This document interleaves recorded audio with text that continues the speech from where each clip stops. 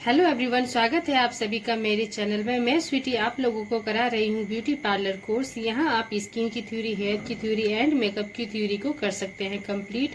अगर आप मेरे चैनल में नए हैं तो कर लीजिए मेरे चैनल को सब्सक्राइब और मेरे वीडियो को लास्ट तक जरूर देखें ताकि आपको सारी थ्योरी डिटेल में समझ आ जाए।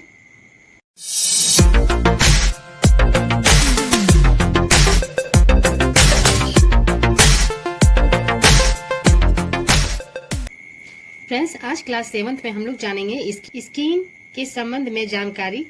तो स्किन की थ्योरी को हम लोग आज नोट करेंगे। तो सबसे पहले हम लोग प्रस्तावना को जानेंगे। तो ब्यूटिशियन को हमेशा स्किन से काम पड़ता है, इसलिए उसे स्किन के बारे में सामान्यतः जानकारी होनी जरूरी है। स्किन में नए सेल्स का निर्माण नियंत्रण होते रहता है। जो नए सेल्स उत्पन्न होते हैं, पुराने सेल्स स्किन में ऊपर की ओर जाकर निकलते जाते हैं। ओके, इन सेल्स का सृजन ऊपर की स्किन के सबसे निचले लेयर में नियंत्रण जारी रहता है। स्किन हेयर सेल्स संवेद यानी पसीने की ग्रंथियों, तेलीय ग्रंथियों, रक्त वाहिकाओं आदि से बने हैं।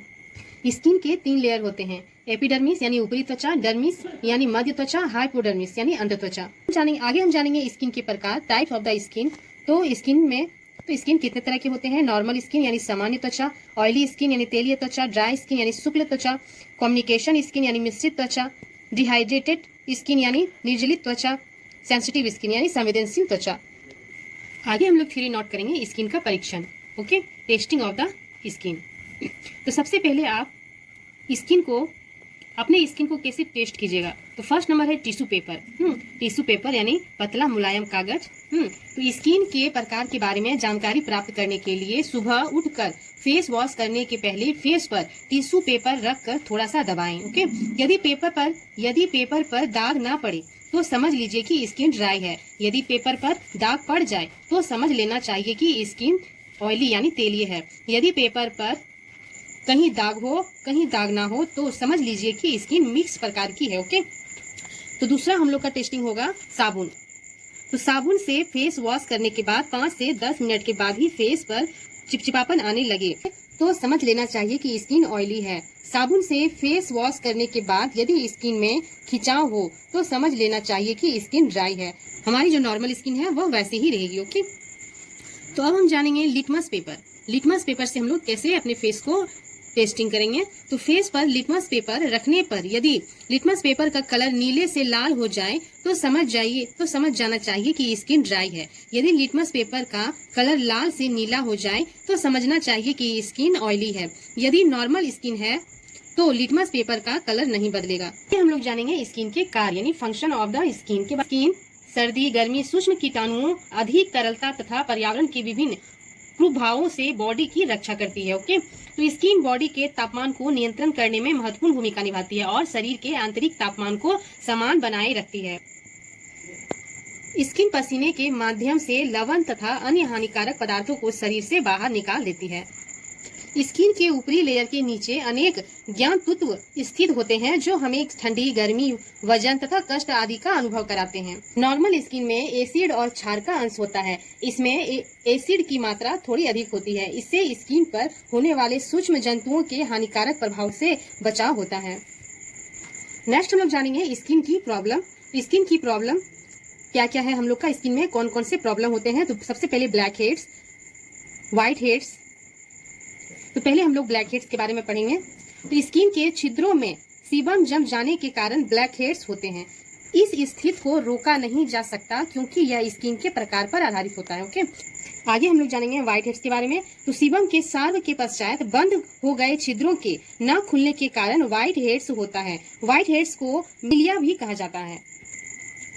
मुहासे ऑयली स्किन के कारण युवावस्था में होने वाली एक नॉर्मल समस्या है। सक्रिय तेलीय ग्रंथि के कारण ब्लैक हेड्स होते हैं और जब इसमें संक्रमण होता है तो मुहासे यानी एक्ने पिंपल्स होते हैं। ओके, नेक्स्ट हम लोग जानेंगे एलर्जी के बारे में। तो एलर्जी के कारणों का पता अभी तक नहीं चल सका है। एलर्जी होने के कारणों में भोजन, स्पर्श, दवा, धूल, धुआं, संक्रमण इत्यादि का समावेश हो सकता है।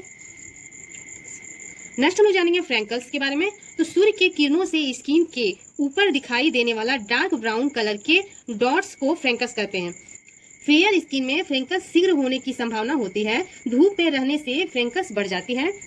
तो आगे हम लोग जानेंगे पिगमेंटेशन के बारे में। तो स्किन में होने वाले मेलेनिन के फेरल दल तथा स्किन में होने वाले आंतरिक फेरल दल के कारण मुख्य रूप से पिगमेंटेशन होता है। पिगमेंटेशन में स्किन पर हल्का सा या गाढ़ा गोल दाग दिखाई देता है। पिगमेंटेशन होने के और भी कई कारण होते हैं।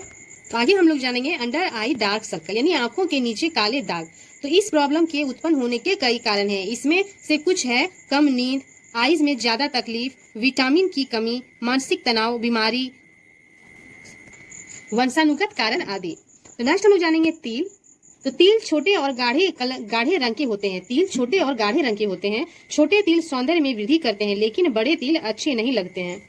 ये नेक्स्ट हम लोग जानेंगे कोढ़ के बारे में। तो स्किन में मेलेनिन की कमी अथवा दोष के कारण यह बीमारी होती है। कोढ़ स्किन पर व्हाइट दाग के रूप में दिखाई देता है। ये दाग धीरे धीरे बढ़ते जाते हैं। ओके, तो नेक्स्ट हम लोग जानेंगे हर्पीस के बारे में। तो हर्पीस वायरस से होने वाली संक्रमण बीमारी है। हर्पीस लिप्स के किनारे अथवा नाक पर दिखाई देते हैं। तो नेक्स्ट हम लोग जानेंगे मस्सा। तो ऊपरी त्वचा के सेल के अधिक तापमान अथवा स्पासमेन वायरस से मस्सा जैसा हो जाता है। इसका ट्रीटमेंट डॉक्टर से कराया जा सकता है। तो नेक्स्ट जानेंगे हाइपर ट्राइकोसिस यानी मोटे रोए। स्किन पर उगने वाले मोटे रोओं को हाइपर ट्राइकोसिस कहते हैं। ये हार्मोन्स तथा ग्रंथियों के असंतुलन के कारण होते हैं। हाइपर ट्राइकोसिस जैसी बीमारी का इलाज अस्थायी रूप से हेयर रिमूविंग लेयर पद्धति से किया जा सकता है।